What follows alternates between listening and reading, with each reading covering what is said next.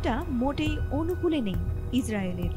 ইরানের পরমাণু কর্মসূচিকে প্রতিরোধ করতে দেশটিতে পরিকল্পিত হামলা চালিয়ে যেন মৌচাকে ঢিল ছুড়ল ইসরায়েল। জবাবে পাল্টা প্রতিরোধ গড়ে তোলে তেহরান। ড্রোন ও ক্ষেপণাস্ত্র হামলায় কেঁপে ওঠে ইহুদিরা।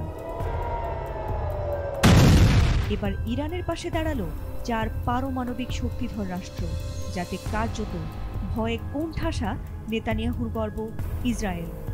নেতানিয়াহুর মনে ভয়, এবার কি তবে গাজার মতো একই পরিণতি ঘটতে চলেছে তাদের ভাগ্যে?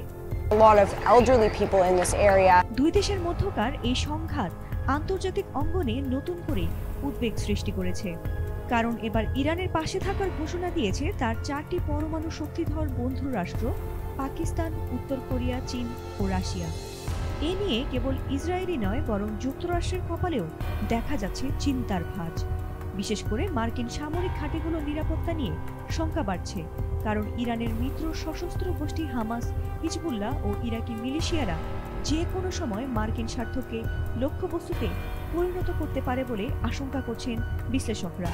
উত্তর কোরিয়া ও ইরানের মধ্যে দীর্ঘদিন ধরে গোপন অস্ত্র ও প্রযুক্তির সহযোগিতার সম্পর্ক রয়েছে, যা ওয়াশিংটনের উদ্বেগের বড় কারণ। দুই দেশের অভিন্ন মিত্র রাশিয়া হওয়ায় পিয়ংইয়ংয়ের অবস্থান এবার তেহরানের দিকে থাকারই সম্ভাবনা বেশি। চীনও এবার প্রকাশ্যে ইসরায়েল বিরোধী অবস্থান নিয়েছে। বিশ্লেষকরা বলছেন, ইসরায়েল তাই চায় যুক্তরাষ্ট্র যেন যে কোনো মূল্যে পাশে থাকে, কারণ কেবল তাদের কাছেই রয়েছে সেই বাংকার বাস্টার বোমা, যা দিয়ে ইরানের গভীর ভূগর্ভস্থ পারমাণবিক স্থাপনা ধ্বংস করা সম্ভব।